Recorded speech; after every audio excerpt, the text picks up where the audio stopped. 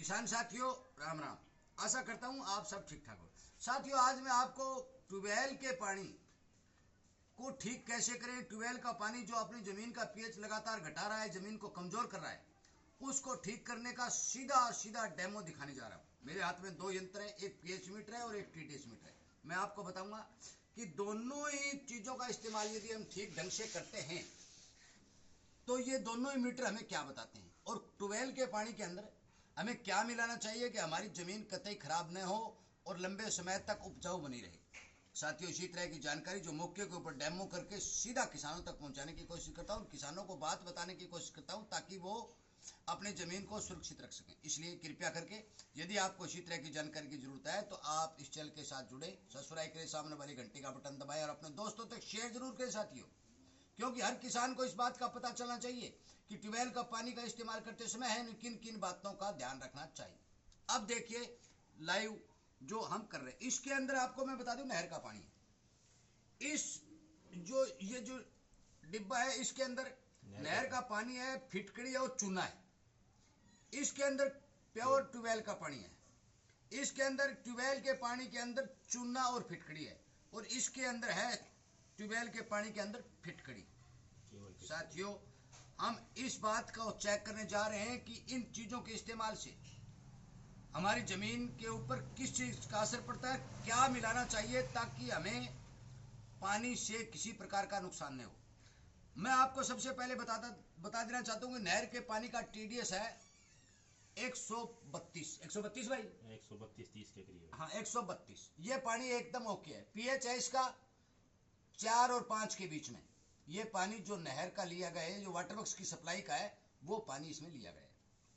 अब हम बात करते हैं नहर के पानी में जो फिटकड़ी और चूना मिलाया, उसमें हुआ क्या कि इसने पीएच को और टीडीएस को बिल्कुल मेंटेन रखा, किसी प्रकार का फर्क नहीं आने दिया। इसका मतलब है कि यदि हम नहर के पानी के अंदर चूना और फिटकड़ी का प्रयोग करते हैं तो भी हमारी ज़मीन को किसी तरह का नुकसान नहीं होने वाला। अब बात करते हैं ट्यूबवेल के पानी की। इस ट्यूबवेल के पानी का टीडीएस था 1980। क्यों भाई 1980? पीएच था 3.5।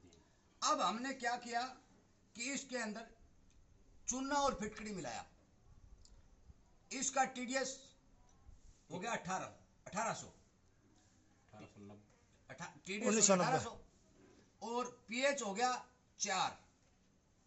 इसका मतलब ये हुआ कि टीडीएस घटा है और पीएच बढ़ा है। अब मानते हैं अगला आगे आ गया जो ट्यूबवेल का पानी था, उसके अंदर केवल फिटकड़ी का। इस पानी के अंदर हमने चूना नहीं मिलाया। इसमें हुआ क्या कि इसका जो पीएच था वो तो बढ़ा है और टीडीएस मेंटेन रहा है, न बढ़ा है तो न घटा है।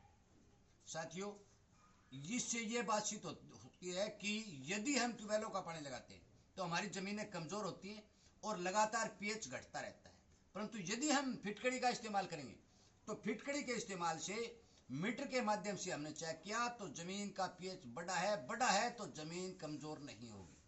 इसलिए सभी किसान साथियों से मेरा विनय निवेदन है कि आप थोड़ी थोड़ी मात्रा में सही फिटकड़ी और चूना दोनों को ही अपनी ज़मीन के अंदर डालते रहिए, चाहे पानी के साथ चलाते रहिए, चाहे इसका चूर्ण बना करके या इसका पाउडर बना करके ज़मीन में बुआई के समय या गीली ज़मीन में बखेरते रहिए, ताकि ट्यूबवेलों के पानी के इस्तेमाल के द्वारा जो खराब होने वाली ज़मीन है वो ज़मीन कम से कम खराब हो और ट्यूबवेल का पानी हमारी फसल को नुकसान न करे।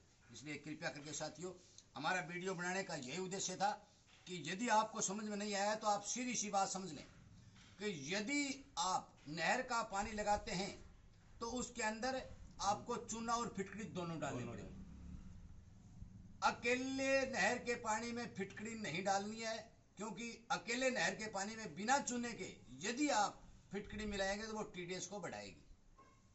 परंतु यदि आप ट्यूबवेल का पानी लगाते हैं तो आप अकेली फिटकड़ी भी डाल सकते हैं, और यदि चूना डालते हैं तो और भी उसका बढ़िया रिजल्ट आएगा और वो अपनी ज़मीन को ठीक सुरक्षित और बचा के रखेगा। जो खारे पानी से खराब होने वाली ज़मीन है, जो पीएच को लगातार घटा रही है, उस पीएच को वो बढ़ाएगा।